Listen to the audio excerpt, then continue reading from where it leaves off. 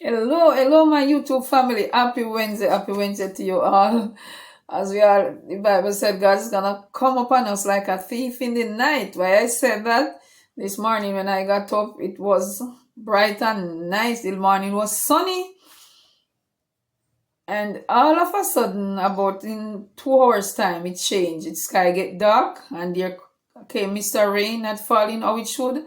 That the jumps can be full, but it was falling, and from that we get very, very cold. I have to gear up in something warm. What about you, Miss Best Production? You cold? Let me know if your weather where you are is as cold as here where I am here in St. James. So we have a bleaky day with cold front, right? Cold front is upon us right now in my community. So this is a touching story that I want to share with you, my viewers. Okay, as you all know, I have this little ministry where it was Life with Bev Brown and Sister Kay Dawkins until Miss Bev's production came on board. So all three of us doing our thing, helping out the needy ones, not only here in my community. As I always said, I do things out of my community. So the special lady that I used to help was not living here, but she was still in the St. James, the parish of St. James, but not in the countryside, in the town area.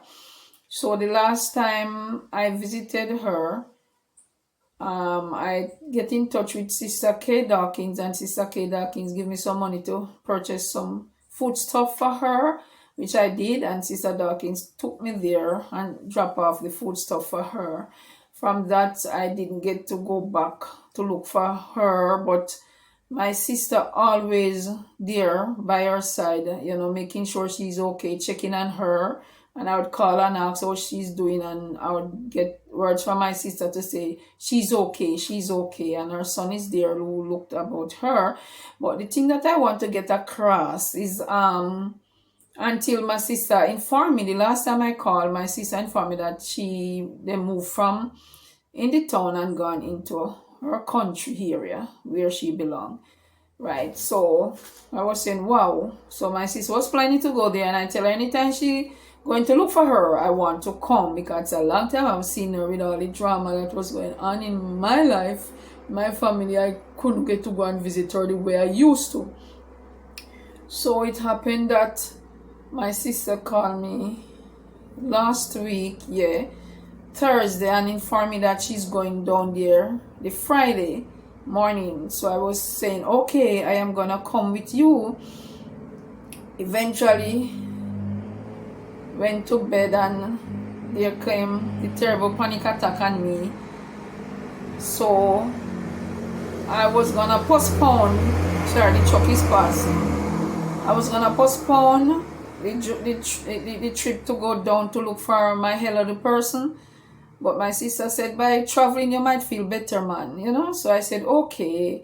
So I got up and really went, and I was happy that I went. You will see Life with Bev Brown, live and direct journey down to look for my elderly person.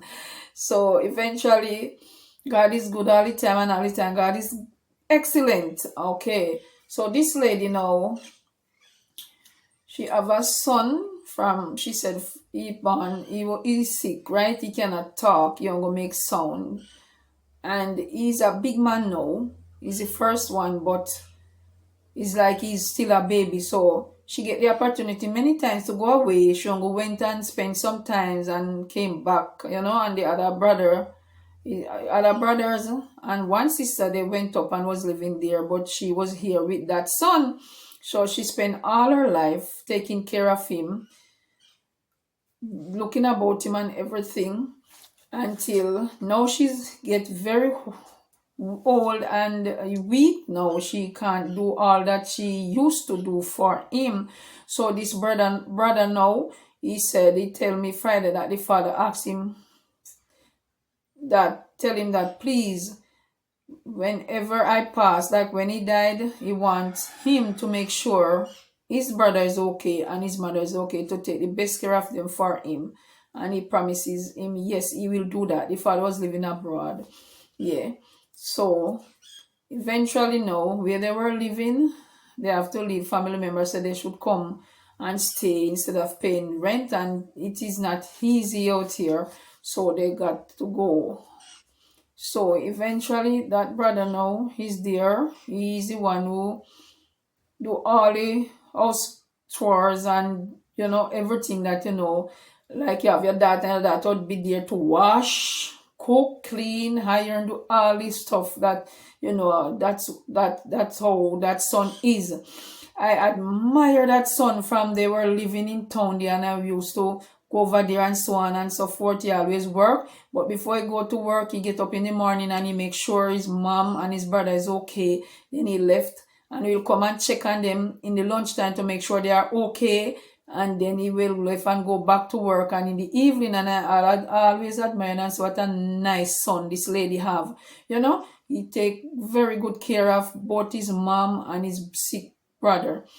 His brother is about in his 60s now, yes, 60s, but he has a little child, yes. So where they are now, when we went there, you can see he different now, and he was just explaining to me that, boy, it's not easy, because he said, look here, I love my mother and I love my brother. I give up my life. I put myself on hold to take care of my mother and my brother, and I admire him for that. He should have get a gold medal, man. He must go in the book of record, Believe me. I mean, just stand up and admire him. And when he did the reason with me, it was with the reason. Me say, oh my, and he was saying, that we left in town from last year, September, and I've never been back in town, never been back in Montego Bay. I said, what? He said, yes. He said, oh, we must go. I can't leave them. I'm here with them. I can't, because the mother, what you call it now when you're not remembering things, senile, them say, they have another name for it. But the mother can't remember things, so we went there, and she said, oh, this Dan? And I said, yes. And Likumo said, Dan?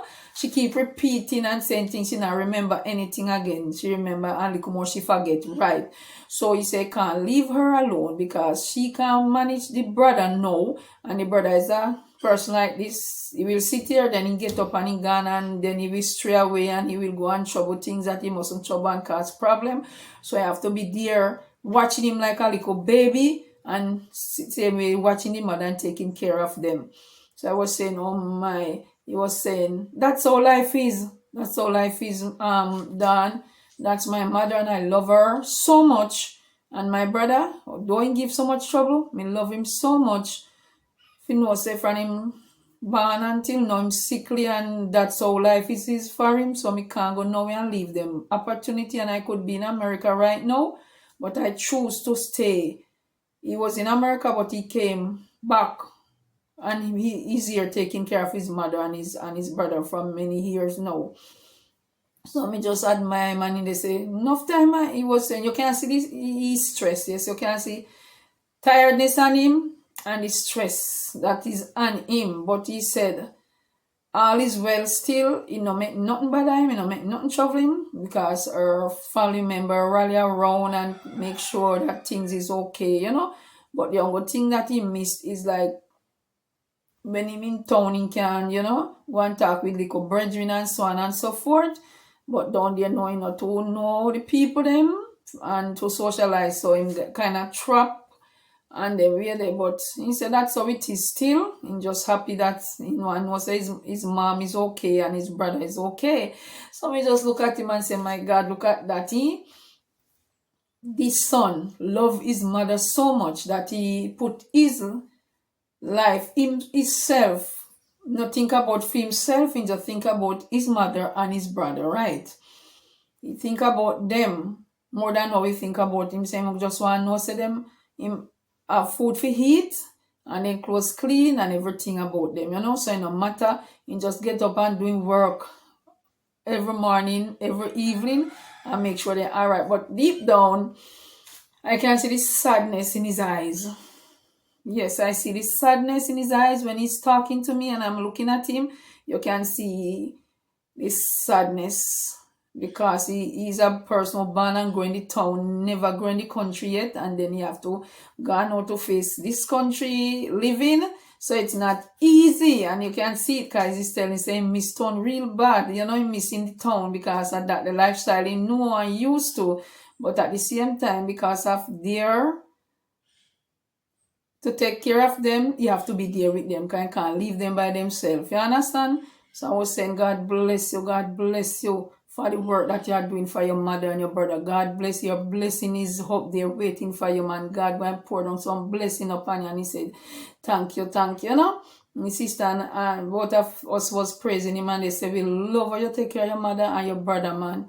You love that. We love that about you. And you give up everything to be with them, right? He could be out there working and depending on and living in film one life, but he give up film life a living and come and stay among them to take the best care of them, and tell you he's taking good care of them. And when we went there, did know that was coming, and when we went there, then clothes well washed on the line and everything. Well washed. Somebody says, you wash? He say, yeah, I mean do everything, you know.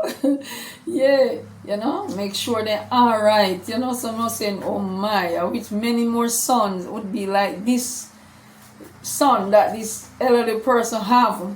They would be so happy and appreciative, man. You know, cause sometimes the mother give trouble because she seen us, you know, what the problem that, but he still cope with it. The brother again give trouble, you have to keep calling him, go and sit down here, and by the time he sit down, he gone straight, and he mash up things, and mash up things, cause you know, have this sense in knowing just like a little baby. Then he will take things and just mash up. I was showing two something what he mash up, he just take them and just slip them down and mash them up and break up clothespin and anything in his way. That's how he is. So I'm have to watch him 24/7. And then watching the mother. So it's not easy. You can see, although he's doing it, you can see that he is not, what I mean call it, no, he's happy to know that he's there helping them, but at the same time he kind of miss out on certain things, you know, that would like to, but he says so life is, so you have to just cope with it, and we understand. So they left Montego Bay from in September. He said last year September, and I'm telling you, God work, you know, in mischievous way. That's how it go. Yeah, and I'm telling you that my sister was walking, passing somewhere, and a lady saw her and said, "Hello, miss, come here." And she went, and he said, you know where this lady live, that is my elderly lady, won't call her name. So he said, no, where she live from? When we searching for them and we can't find them. And my sister was saying, yes, man, I know that she's living in the country. I don't know where, but she's in the country, and I know the parish where she's living. So what happened? And she said, no, we have something for her. The church where she attend. Yeah, she said, we have things for her, you know, we have some food stuff, and we have a envelope for her, because you have some churches you go there, and when you're elderly persons, they will put liquid things in gifting envelope for you to help out, because they know you're not working, you know, and so on. So even in our Adventist church, they do that. You go to Sunday church, they do it in most churches. When you're not working, they contribute back something to you. So from September, they're putting away. But although they don't know where she is, they still have this faith, and God keep them putting it one side for her. So when she saw my sister, now she know that my sister know that lady, they are good friends. She just tell her and said, come tomorrow morning around there, and I will give you what I have for her. And my sister went, and she give her the envelope, and then she give her the food stuff. So my sister just called me and said, we are going, you know. So I was so happy to go. And to God be all the glory and praise. Yeah, man. When we went, and they were talking, and we were there talking after, and he was saying, his son was laughing and said, oh my, wanna come? I have meat in the fridge and everything here to cook. But guess what? I was looking after dinner yesterday evening, and the gas finished, and my pocket is weak at the moment. No money. And he was saying, I am like my mother. My mother is a person like this. When we were growing up, if she run out of anything at all. She don't call no one and ask them for anything. She don't beg family member and she don't beg strangers. She tell us, say, just live. Anything finish, let it stay. If you have to be hungry for 2 days, let we stay hungry for 2 days until something come. Till our daughter sends something come or so on. So that's how they live. So he said the gas finished and they have a uncle there. If he just call and say, uncle, the gas finished, quick time, he send the money come for him to purchase it. But because of how he grew up, he no call and tell him say the gas is finished. So he was laughing and my sister was laughing and said, let me tell you something. God work in a mischievous way. You see, he said the good what you're doing for your mother, God always will provide and open ways for you. So that's what you're talking about. And my sister said, all right, now worry yourself.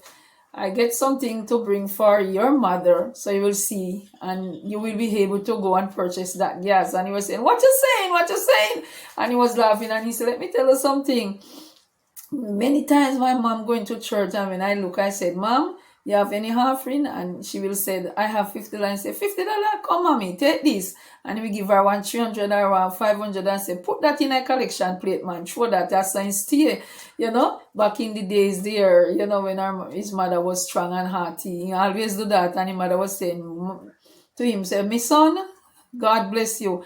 Why you also give me for 20 at the plate, you know?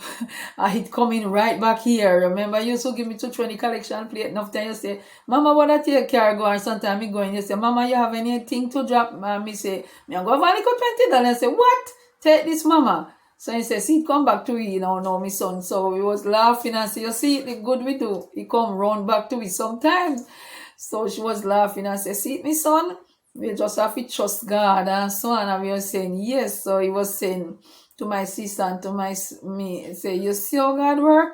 Because watch here now. It finished and see it. Me no buy any. Me say some coal is here. Me go catch up the coal pot and just use it. Me not worry myself. Me not call me family member them and tell them say anything done. When they come here weekend, then we see say done and then we make me buy one. But me not call them and then go say, why you didn't call? But he said that's how we grow up, not to call, not to beg, not to ask for anything. Just anything finish, work with what you have. And that's how him instill in him until now. That's how him mother is sometimes mother we stay 2 days or 3 days first time and hungry and tell him say, but no belly, I saw it go till something come. Neighbor no know and other family member don't know. One go the daughter who always send something, you know, she will make she know say such and such run out, right? So he was saying, God is good man. So then just hurry up and go and get the gas, you know, out of that was sent for them. And that could, you know, so God is good all the time and all the time God is excellent. So sometimes we're going through some rough patches and we run out of money, we run out of food stuff, we run out of gas and run out of everything, and sometimes we give up and they say, me can't bother and get frustrated and get miserable and no have no faith. Him never do that. He just say love, and they say, hey, you know, come on, we run out of gas, but no worry no self, man, me go light up that coal and we run a boat, man, happy same way. And when he hears that come, he say, what? You see how God good, you know? So yeah, man, when we find ourselves run out of things, we must be joyful still and give God thanks and praise same way. So if we get up and don't have no money this morning or no food in the house, nothing at all, just have faith and still say thank God for life, because what? God have somebody round the corner go send something for you, go bless you with something. I'm telling you, I go through that already, and God did it for me, and he do it for this my elderly person, and he do it for many others. So when we think there's no hope, there's no way out, there's some way out, somewhere along the line, God is gonna send someone to bless you with something that you can put on your pot or buy your gas. Pastor Errol Blair, he preached and he said, he remember when they were growing up, and enough people go through sufferation, sufferation of you all away. So enough big people say rich now and one whole heap of houses and business place. When they go up certain program, then talk where they coming from, they're not afraid to tell where they coming from. Everybody never born rich. Enough people suffer before they reach where they reach. That's how it go. So he was saying that the day they get up, nothing to eat, no breakfast, no food in the house. And in the evening, hungry, they beat them, they bite them because they not eat from morning. And it happened that's He see him mother put on the pot pan the fire. So the mother say, oh mama, put on pot pan fire. Mama, where you get food from? We put in the pot. And the mother said, don't worry yourself, my son. God is gonna provide dinner for us. And he said, he was down here knocking on the front door. When the mother went and opened the door, there come a church sister and hand her a bag full of grocery. You see, she put on the pot by faith. She did know that someone coming with it, but through the faith what she have in God, and she knows say God knows say she don't have no food for cook for give the children them. And me know say she pray and beg him to send help. So she have faith and know say God going to send that help come. And her faith, the person come and knock on the door and give them the bag with grocery. And she could cook the dinner. The pot was already there waiting on the food to go in. So that's the faith. Your faith, say your faith as small as a mustard seed, you can move mountains. So with our faith, and you pray and ask God and put things before God, yeah, He's going to grant it to you. He's going to send help. He's going to send help to you in different ways. So don't be afraid when you run out of things and so on. If you lock your mouth, as Miss Bev Production said, nobody not going to know. So you can lock your mouth sometimes. You have to call upon God and pray to Him. And sometimes you have good friends who can say, no, say such and such be the case. Yeah, man. So remember to like, share, and comment. Peace out. Love you guys. Bev Brown said that. Hello, my YouTube family. Welcome back to my YouTube channel. Remember to like, share, comment. Inside. Cornwall Mountain. Rise. My sister and I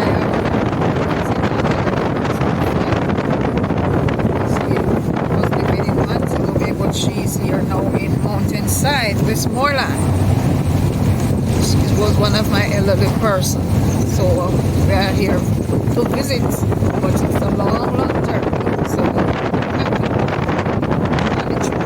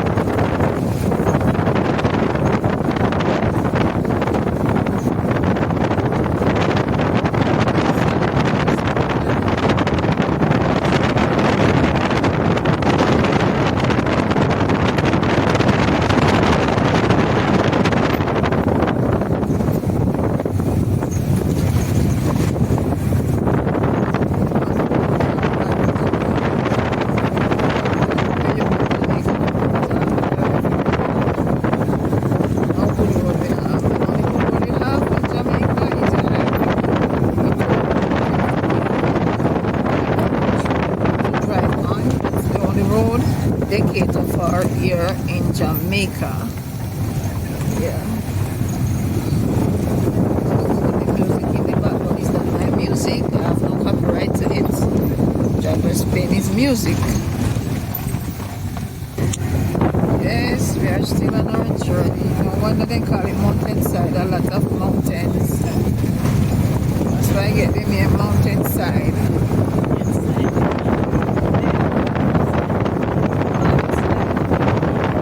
Body side. Barney. Okay, Barney side. Barney side.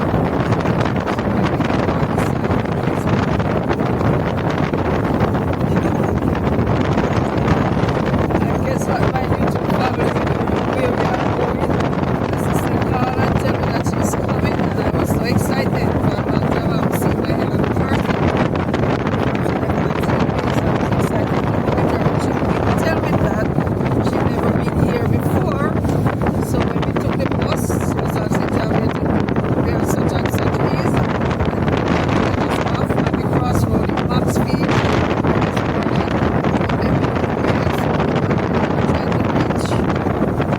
Elderly lady son, we can't reach him for not picking up. So, he thinks she have a number for the elderly person, brother in Montego, and she called and he directed her, and then we saw this taxi man, and he said yes, he know where to take us. So we are lucky, else would get trapped because we cannot reach our elderly person's son for him to direct us where to find him. Seems like his phone is not picking up.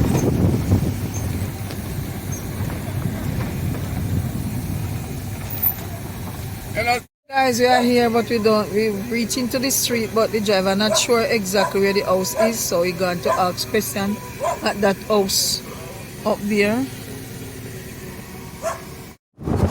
Yes, we are back on our journey going back into Montego Bay now, so we are in still in Muscle West for that was not a drive. It was a long journey, but it was worth it. Long journey to get to ride, you know. We will drive from here and we get another taxi, but it's worth it.